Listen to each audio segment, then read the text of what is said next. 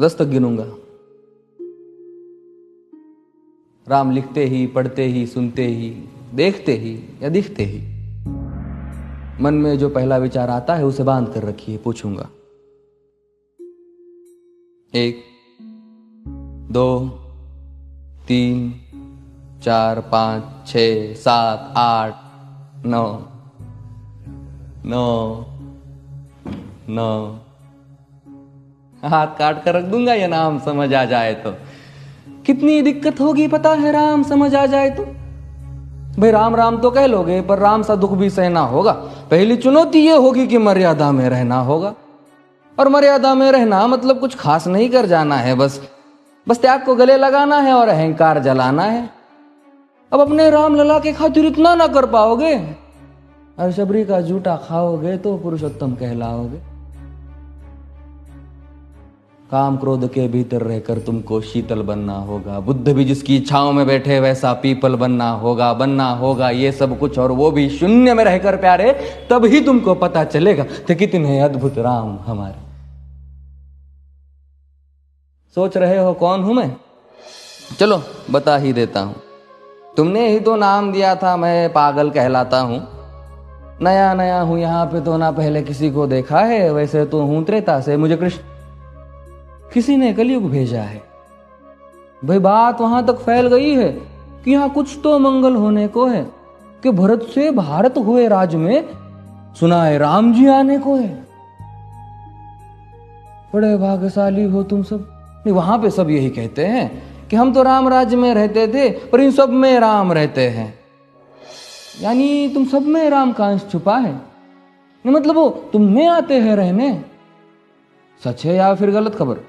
अगर सच्ची है तो क्या कहने। तो सबको राम पता ही होगा, घर के बड़ों ने बताया होगा। तो बताओ फिर कि क्या है राम। बताओ फिर कि क्या है राम। बताओ। अरे पता है तुमको क्या है राम?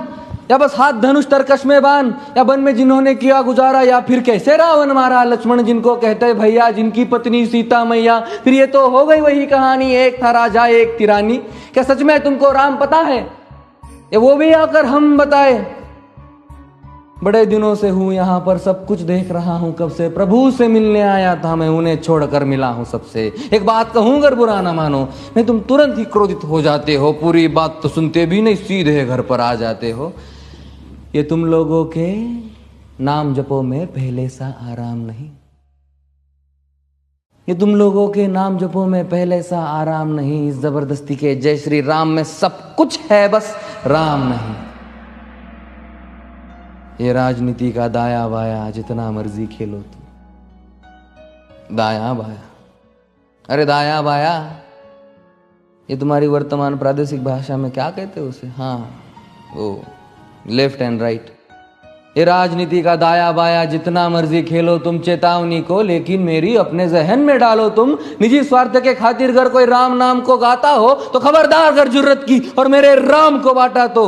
भारत भू का कवि हूं मैं, तभी निडर हो कहता हूं राम है मेरी हर रचना में। मैं बजरंग में रहता हूं, भारत की नींव है कविताएं और सत्य हमारी बातों में। तभी कलम हमारी तीखी और साहित्य हमारे हाथों में। तो सोच समझ कर राम कहो तुम। ये बस आतिश का नारा नहीं, जब तक राम हृदय में नहीं तुमने राम पुकारा नहीं। राम कृष्ण की प्रतिभा पर पहले भी खड़े सवाल हुए। ये लंका और ये कुरुक्षेत्र यूं ही नहीं थे लाल हुए। अरे प्रसन्न हंसना भी है और पल पल रोना भी है राम। सब कुछ पाना भी है और सब पाकर खोना भी है राम। ब्रह्मा जी के कुल से होकर जो जंगल में सोए हो, जो अपनी जीत का हर्ष छोड़ रावण की मौत पे रोए हो। शिव जी जिनकी सेवा खातिर मारुत रूप में आ जाए। शेष नाग खुद लक्ष्मण बनकर जिनके रक्षक हो जाए। और तुम लोभ क्रोध अहंकार छल कपट सीने से लगा कर सो जाओगे तो कैसे भक्त बनोगे उनके, कैसे राम समझ पाओगे? अघोर क्या है पता नहीं और शिव जी का वरदान चाहिए। ब्रह्मचर्य का इल्म नहीं, इन्हें भक्त स्वरूप हनुमान चाहिए। भगवा क्या है पता, लहराना सबको होता है पर भगवा क्या है वो जाने जो भगवा ओढ़ के सोता है। राम से मिलना, राम से मिलना, राम से मिलना है ना तुमको? निश्चित मंदिर जाना होगा पर उससे पहले भीतर जा संग अपने राम को लाना होगा। जय सिया राम। और हाँ, अवधपुरी का उत्सव है, कोई कसर नहीं, सब खूब मनाना। मेरे प्रभु है आने वाले, रथ को उनके खूब सजाना। वो द्वापर में कोई राह तक है, मुझे उनको लेने जाना है। चलिए तो फिर मिलते हैं, हमें भी अयोध्या आना है। जय सिया राम। फिर से